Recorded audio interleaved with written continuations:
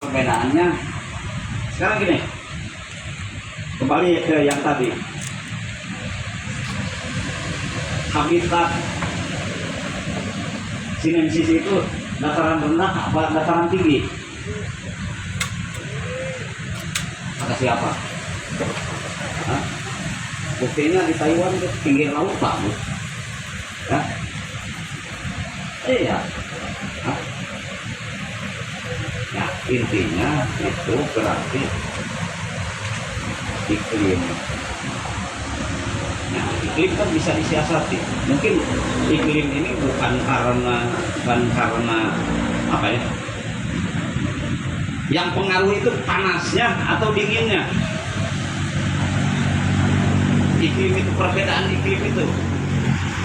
Nah, kenapa saya nggak mempelajari ya? Karena saya jangankan untuk mempelajari di daerah panas, di daerah dingin pun saya masih perlu belajar seperti itu. Nah, cuman kalau tadi Pak Adit sudah dibilangin bisa, tapi ya penyakit daun yang berbeda, fisik daun yang berbeda, cenderung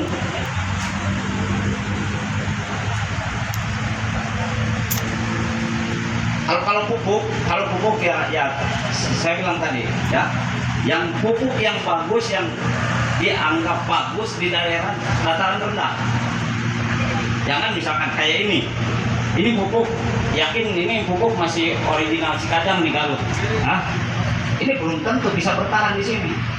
Ini bagus untuk di Cikadang. Cuman untuk penggantiannya mungkin nggak bisa sekaligus Pak. Nanti kita potong separuh kasih. Untuk sementara pupuk yang umum dan bagus di dataran tinggi dan dataran rendah itu kompos bambu aja Pak. Itu kesana kemari itu ya, ya daun bambu tentu ya. Gimana? Kalau kotoran kami itu kayaknya kurang ya, kurang. Yang stabil itu ada.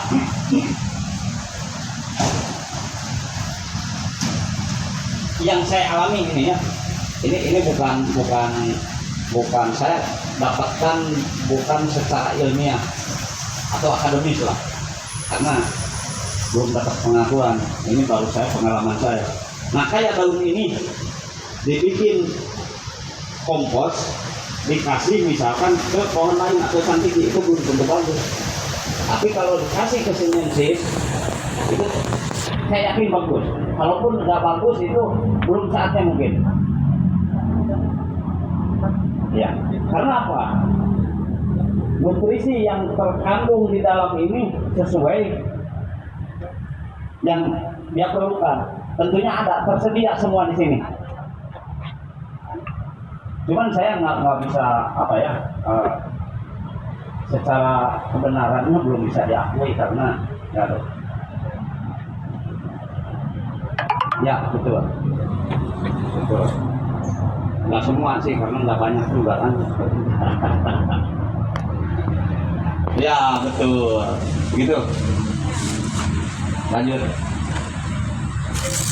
Oke, ini karena bicaranya dataran rendah, kebetulan saya juga ngeliat di kebunnya Pak Ujang tuh ada beberapa sinensis dan alhamdulillah pertumbuhannya tuh bagus. Ya, jadi saya juga banyak belajar di situ. Jadi ngeliat di Bekasi pun sama Pak Tian, bisa maksimal daunnya bisa pendek terusnya, tapi ya itu perawatannya ekstra memang betul. Monggo Pak Ujang dibantu jelasin. Ya, makasih Mas Adit. Jadi gini Pak, syarat utama untuk sebuah bonsai ada beberapa syarat. Umumnya semua bonsai. Satu, panas, air, angin, dan nutrisi yang lain itu silakan suplemen lah. Tapi kalau tiga syarat ini, panas, air, angin, dijamin pohon itu sehat. Sudah terbukti di rumah Pak Apri kurang panas, santegi ngampleng, anginnya kurang, benar nggak Pak Apri? Bukan masalah perawatan, itu perawatan ada. Tapi yang namanya alam itu kita agak susah Pak Apri ya, karena angin itu nggak punya KTP gitu loh ya. Jadi oh iya benar kan lo kata heparin punya kata itu. Jadi intinya kalau sinesis panas dijamin bagus, karena kalau kurang panas biasanya bagian-bagian dalam kusem dan dia pecah kalau kurang panas. Jadi Pak Apri jangan takut simpen di dak, hanya tengah hari Pak Apri mungkin sehari sekali, 2 kali, 3 kali sering di spray di kabut untuk jaga kelembaban, tapi ini jangan terlalu basah. Jadi panas bagaimana caranya kita bisa menanggulangi medianya, jangan becek. Ini paling anti kalau becek. Nah kayak pohon kayak gini udah ditekuk semua kemudian dijor air, saya jamin pasti akan rusak, apalagi bakal ditekuk Pak. Terkadang saya udah pernah pengalaman di Pluit, tekuk ganti pot dadah. Nah itu termasuk juga Pak bakteri apa di situ Pak, pasti kita harus melakukan pemberantasan. Jadi bagusnya ya pencegahan dulu lah ya, biasanya udah telat baru kita hantam, bagusnya dicegah dulu kayak sancang. Coba kalau kita lengah dengan inseknya, kurang panas, dan timbul apa?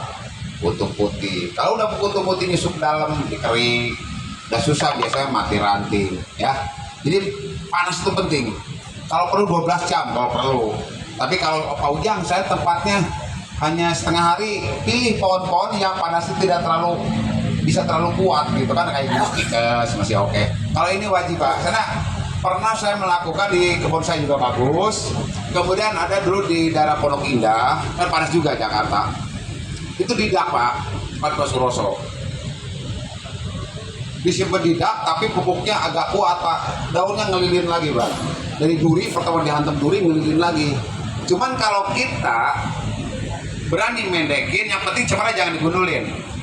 Begitu kita pendekin, asal ada daun pecah, nah setelah pecah tuh dia ngelilin. Nah itu agak lama Pak, bisa berbulan-bulan, bisa nyampe 8 bulan untuk jadi lilin. Nah kalau kita press, berarti kalau udah terbentuk dari garis-garis kompositnya, sap-sapannya, kalau kita pendek nanti begitu idealnya dia tidak akan menyentuh ke bagian atas, karena kan harus pendek. Nah untuk perawatan biar nggak terlalu pecah gini Pak, ada orang yang begini nih,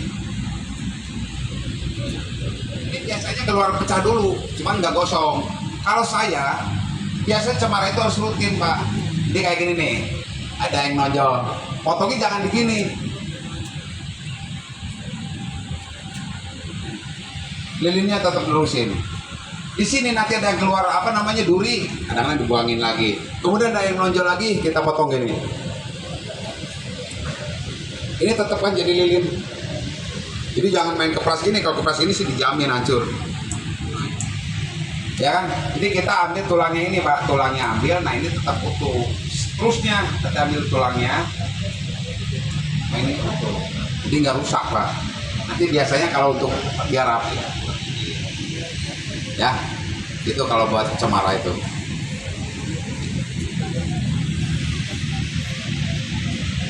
Akan menjadi lilin. Cuman kurang lebih bisa dapat bulan, setahun ya Pak ya. Lebih lama, ya. Tapi kalaupun itu jadi duri, sebetulnya nggak apa-apa Pak. Kenapa gitu? Cuman orang mungkin idealnya pengen kayak lilin gini, ya kan? Coba Bapak pernah nggak lihat cemara pua di Samarinda? Pernah nggak lihat cemara pua, tretes itu Pak? Jadi duri nggak kalau udah gede? Kalau bagian dalam berduri, tapi ke ujungnya kan bagus di sini tuh, nggak berduri.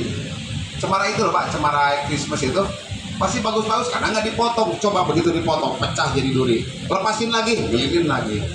Itu hanya proses sebetulnya. Ataupun jadi duri itu nggak apa-apa, malah ada cemara duri ya. Cemara sinensis rasa duri.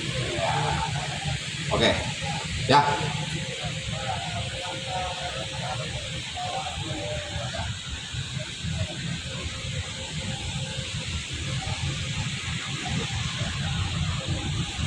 Kalau lawannya itu sama-sama sinensis, pasti juri kualitas sama-sama sinensis, pasti juri akan memilih ini. Karena dari pandangan kita aja udah berbeda lah, ya kan? Dari visual aja penglihatan udah berbeda. Tapi kalau cemara duri kan ada jenis cemara duri, iya rigida itu. Nah sekarang udah hilang ya. Sebenarnya pua duri pua. Nah itu juga cemara pua tuh sama dengan ini Pak. Betulnya ada yang bilang pua duri gitu kan, berduri. Jadi nggak apa-apa. Jadi kalau yang penting bentuknya dulu gitu Pak.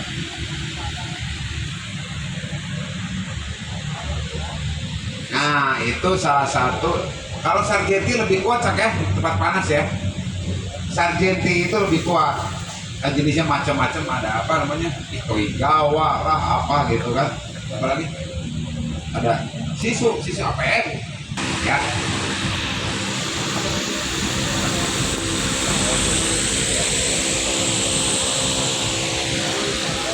Istilah dalam orang bonsai ngelilin tuh gini Pak. Jadi nggak pecah, jarum ya. Kalau pecah itu ada dekat ini, nanti yang pecah-pecah nih yang pecah nih.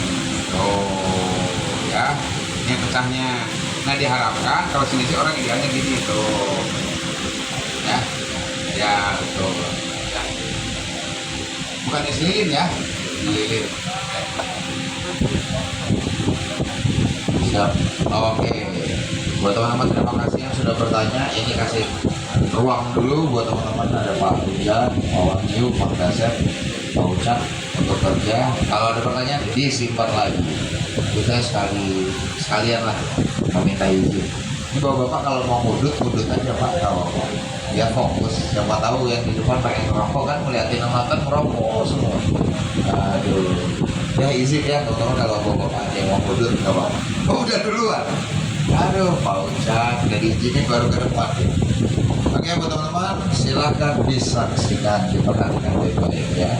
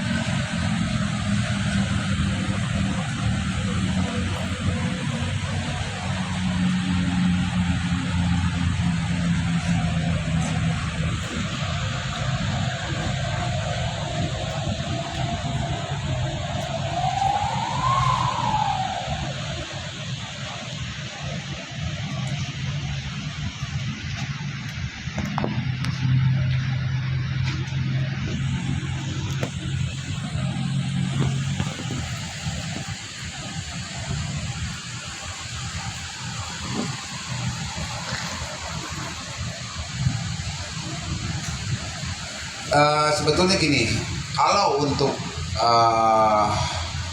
garis gaya atau model dari pohon ini kan cenderung miring slantingnya dan lebih miring ke kanan pada daerah sini. Kalau kita pemahamannya ke bonsai slanting yang konvensional, yang naturalis dogmatis, karena walaupun itu nggak ada, cabang pertama ini kayaknya terlalu bawah ya. Nah sekarang banyak, kalau cabang terlalu bawah di pohon-pohon yang naturalis, yang pohon 5 gaya dasar yang teks dogmatis, kayaknya masa cabang di kaki gitu. Nah teman-teman sekarang kreatif, cabang itu dijadikan sebagai batang. Ya akhirnya dibentuk semi kepala, punya kekuatan di mahkotanya. Seolah-olah itu jadi batang yang tadinya cabang, jadilah twin trunk. Tapi kalau ini saya pakai, pasti dia harus keluar minimal di sini. Bentuknya nanti tidak akan balance. Akhirnya saya keringkan dengan tujuan biar gerak batang itu lebih terekspos. Coba kalau dikasih kehidupan di sini, pasti ada satu batang ini nggak terlalu dominan nanti, tapi begitu kita keringin, malahan kalau dengan keringan ada satu warna pemisah antara kulit yang hidup dengan yang kering. Karena dalam bonsai itu ada yang namanya warna ya, warna gelap, terang. Dia punya karakter masing-masing. Tekstur kasar, tekstur halus punya karakter masing-masing. Contoh, kalau warna terang kesannya jadi lebih feminim. Kalau warnanya gelap lebih ke maskulin. Nah itu sebetulnya semua punya karakter. Karakter pohon, karakter warna. Jadi sebetulnya kalau hitung-hitungan secara estetika itu ya mudah dipelajari kalau elemen estetika itu udah kita pahami ya. Makanya kalau lihat bonsai itu di pameran, kalau saya perhatikan yang juara-juara tidak kelihatan pohon kesannya pohon muda, pasti pohon itu tua dan teksturnya berubah. Pohon tua itu Pak yang udah mapan, mulai dari kaki yang nampak sampai batang, cabang dan ranting teksturnya sama. Berarti pohon udah lama di pohon.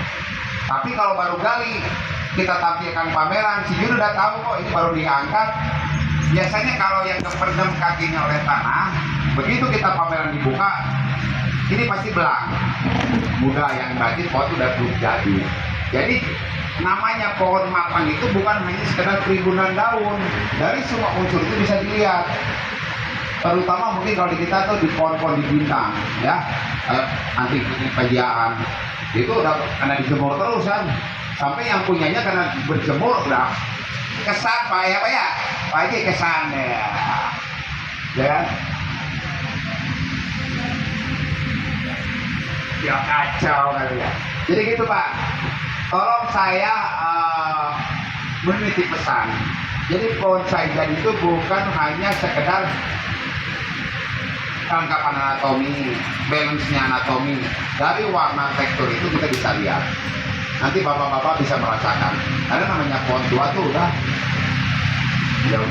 semua udah terpenuhi secara estetikanya. Itu pohon jadi di bonsai. Karena replikanya pohon besar di alam yang tua dan tidak. Bukan pohon muda loh Pak. Kesini pohon tua di alam. Ya, pohon tua bagaimana kalau kita mempelajari pohon tua di alam? Kita aplikasikan di dalam bonsai. Itu Pak, itu ya. Kalau ini ini benar tuh 3 lapis tuh. Nah sinesis itu kalau ngawatin gini Pak, kalau kita akan nekuk jangan kawat itu terlalu rapat, karena bukan kita nekuk pohonnya, sebetulnya kawatnya kita pelintir. Jadi kalau kawatnya terlalu rapat kita pelintir Pak, tapi agak renggang dikit kita dipelintir ya rapat dia lecet. Saya sebetulnya kalau ngawatin belum males Pak. Kalau saya ke pengajian juga ngawatin terpaksa gitu aja ke baju. Terpaksa baju itu perjuangan dan doa. Makanya kata Pak Ucak yang ngawatin yang gede-gede yang muda-muda aja. Mungkin matanya udah kepepet mah, tapi enggak juga ya. Matanya kalau kepepet saya ngawatin sendiri.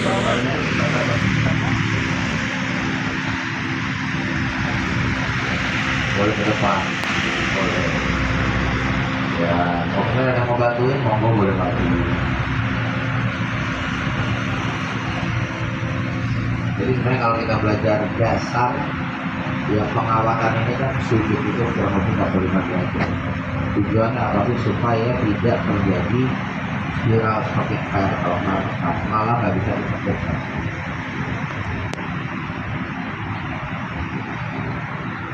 Jadi mungkin teman-teman ada yang mau maju bantuin mungkin ambil kalian ya, kalau nggak ngeliatin aja lah ya, boleh ke depan. Oke, mungkin ada yang masih mau bertanya, simpan lagi dulu ya biar sedikit cepat kita kerja.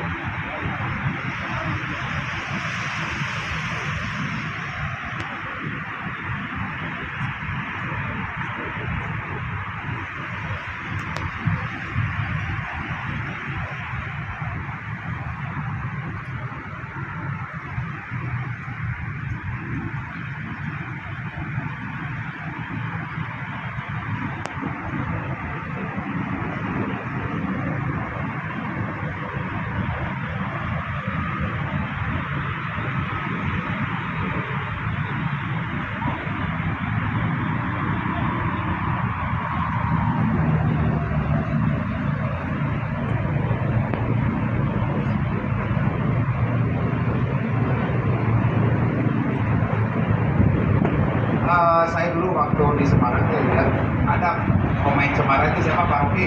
Emiliang ya. Jadi dia itu jaringan Semarang itu bukan ngalur gitu Pak, ternyata bentuk jaring. Jadi kalau kita putus garis, putus alur itu nggak mati. Beda dengan pohon lain ngalur. Pohon Semarang itu bisa melintir dan jaringannya gini katanya, kayak kasar. Ya. Kenapa saya akan pelintir kayak gitu Pak? Jangan bawahnya ada jinjinan, ininya polos. Lebih baik dituntasin terus sampai ke atas. Jadi itulah alurnya lebih kelihatan melintir. Malah sekarang pohon-pohon anting putri ya, kita alur, ada kan di kontes juga. Itu tujuannya, kalau itu ada beda tujuannya. Biar nanti dia kesannya lebih tua. Karena kan cenderungan kalau pohon itu bulat Pak, itu pasti gak enak dilihat. Bagaimana caranya, tekniknya itu dipahat, dibikin alur, yang nantinya mengharapkan untuk kembali nutup. Jadi si batang itu sudah tidak beraturan. Kalau bulat itu kan cenderung pohon muda, tapi kalau pohon tua itu lebih cenderung agak